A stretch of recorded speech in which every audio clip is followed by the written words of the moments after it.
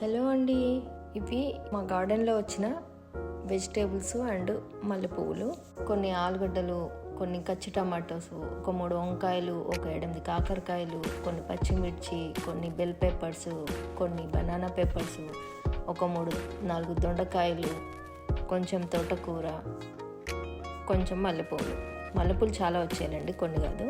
3 వంకాయలు 4 దొండకాయలతో ఏం చేస్తాం, అసలు ఏం వండాలో అర్థం అవ్వట్లేదు, ఆలోచిస్తున్నాను. మీరైతే ఏం చేస్తారు చెప్పండి. అనుకున్నాను వంకాయలు, దొండకాయలు, క్యాప్సికమ్ అన్నీ కలిపేసి కొంచెం ఒక 2 కచ్చి టమాటాలు వేసేసి ఊరికే ఆనియన్ గిట్ ఏం లేకుండా ఫ్రై చేద్దామని అనుకొని స్టవ్ ఆన్ చేసి ప్యాన్లో ఆయిల్ వేసాను. గట్టిగా ఫ్రై చేసేసుకొని అంచుకు పెట్టుకుని తినొచ్చు కదా, ఫ్రెష్ వెజిటబుల్స్ కదా.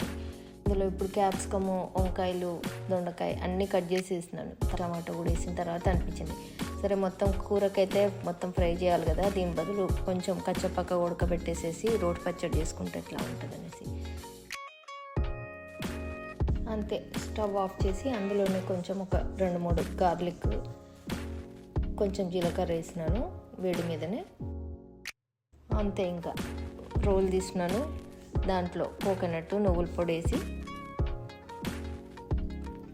నా దగ్గర ఆల్రెడీ నువ్వుల పొడి ఉంది, సో నువ్వులు వేయించే అవసరం లేకుండే. ఇందులోనే ఉప్పు కూడా వేసుకుందాము. ఉడకబెట్టిన కూరగాయలన్నీ వేసి దంచాను, పక్కగా దంచేసుకొని ఆనియన్ వేసి కొంచెం మళ్ళీ ఒకసారి ఫైనల్గా దంచి తాలింపు వేసుకున్నాను. చాలా బాగుంది, ఫ్రెష్ కూరగాయలు కదా.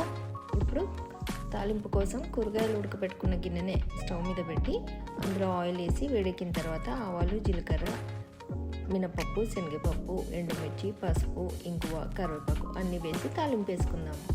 ఇది చల్లారిన తర్వాత ఇందులో దంచుకున్న రోటి పచ్చడి అంతా వేసి కలుపుకొని తింటే అన్నంతో చాలా బాగుంది. ఒక్కొక్కసారి ఇట్లాగే అవుతుంది కదా, కొన్ని కూరగాయలు ఉంటే ఏం చేయాలో అర్థమవుదు, ఒకటి చేయాలనుకొని ఇంకొకటి చేస్తాము. మీకెంతమందికి అలా అవుతుందో చెప్పండి, అండ్ సబ్స్క్రైబ్ చేయడం మాత్రం మర్చిపోకండి.